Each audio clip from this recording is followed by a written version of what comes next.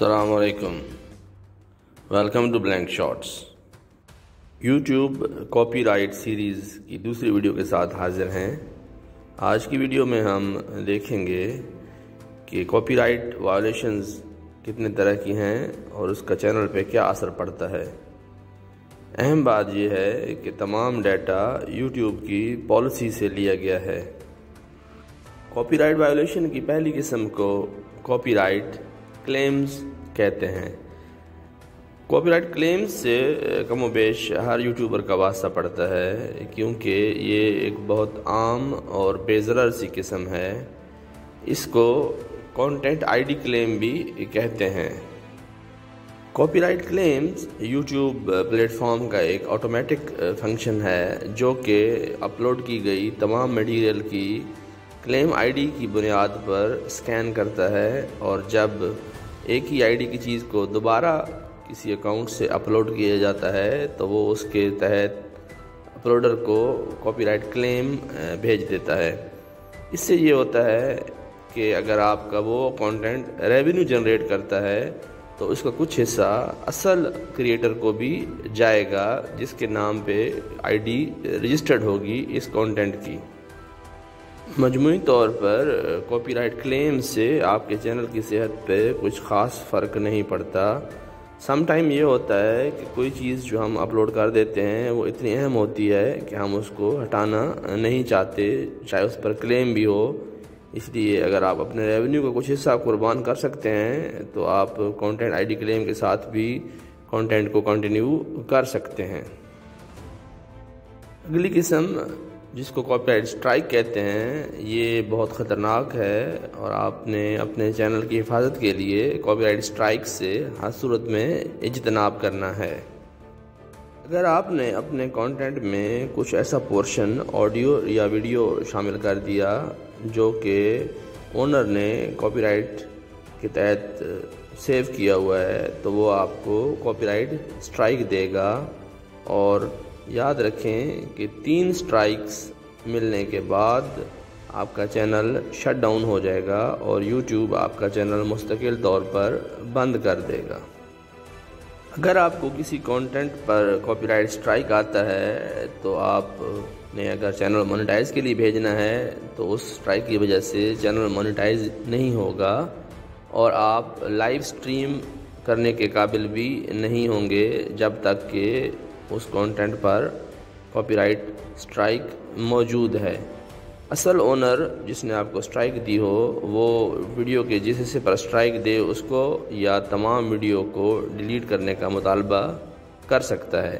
اس صورت میں یوٹیوب آپ کو آئیڈینٹیفائی کرے گا اور بتائے گا کہ اونر نے اس سٹرائک کے تحت کیا ڈیمانڈ کی ہے تاکہ آپ اکارڈنگلی ایکشن لے کر اس کو ریزالو کر سکیں۔ یاد رکھیں کہ جب آپ اس پہ ایکشن لے لیتے ہیں تو 3 مہینے کے اندر کاپی رائٹ سٹرائک ایکسپائر ہو جاتی ہے اور آپ کا چینل پرانی حالت پر بحال ہو جاتا ہے۔ اب ہم بات کرتے ہیں کمیونٹی گائیڈ لائنز کی۔ جس طرح YouTube copy right guide lines کے ساتھ ویڈیو اپلوڈر اور کریٹر کے حقوق کا تحفظ کرتا ہے، اسی طرح کمیونٹی گائیڈ لائن کے ساتھ جو لوگ ویڈیوز کو دیکھتے ہیں ان کے حقوق کا تحفظ بھی یوٹیوب کی پہلی ترجیح ہے۔ یاد رکھیں کہ جس طرح کاپی رائٹ سٹرائک سے چینل مکمل طور پر بند ہو سکتا ہے، اسی طرح اگر repeated community guide line strikes channel پہ آتی ہیں تو آپ کا چینل مستقل طور پر بند ہو سکتا ہے۔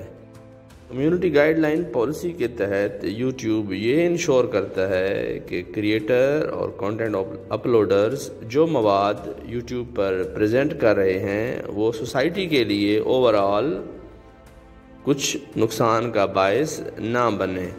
اس کے لیے ایک مکمل کمیونٹی گائیڈ لائن بنائی گئی ہے جس کو فالو کرتے ہوئے آپ نے اپنے کانٹینٹ کو ان لمٹس کے اندر رکھنا ہے جو یوٹیوب نے متعین کی ہیں۔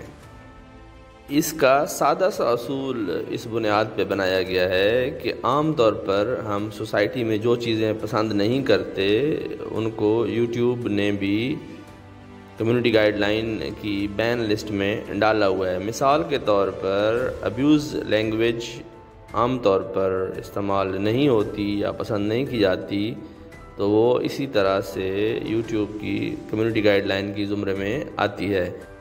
عام طور پر یوٹیوب یہ سمجھتا ہے کہ کوئی بھی جان بوجھ کر سوسائٹی کے نقصان کی طرف نہیں جا سکتا، اس لیے اگر کوئی ایسا مواد اپلوڈ ہو جاتا ہے تو اس کے تحت آپ کو کمیونٹی گائیڈ لائن، وارننگ اور سٹرائکس ملتی ہیں، جن کے تحت آگے چل کر آپ کے چینل پر اچھے یا برے اثرات مرتب ہوتے ہیں۔ اگر کسی کانٹینٹ کریٹر کی کانٹینٹ میں پہلی مرتبہ کمیونٹی گائیڈ لائن کی وائلیشن ہوتی ہے تو اس کو صرف وارننگ دی جاتی ہے، لیکن اس کا چینل پر کچھ اثر نہیں پڑتا۔ لیکن اگر اس نے دوسری مرتبہ بھی وائلیشن کی تو اس کو پہلی سٹرائک دی جاتی ہے۔ آپ پہلی سٹرائک ملنے کے بعد 1 ہفتے تک آپ کو کوئی ویڈیو اپلوڈ کرنے یا لائیو سٹریم کرنے یا اسٹوڈیو کو استعمال کرنے کے رائٹس واپس لے لیے جاتے ہیں۔ ان کا ذکر پالیسی گائیڈ لائن میں تفصیل سے موجود ہے۔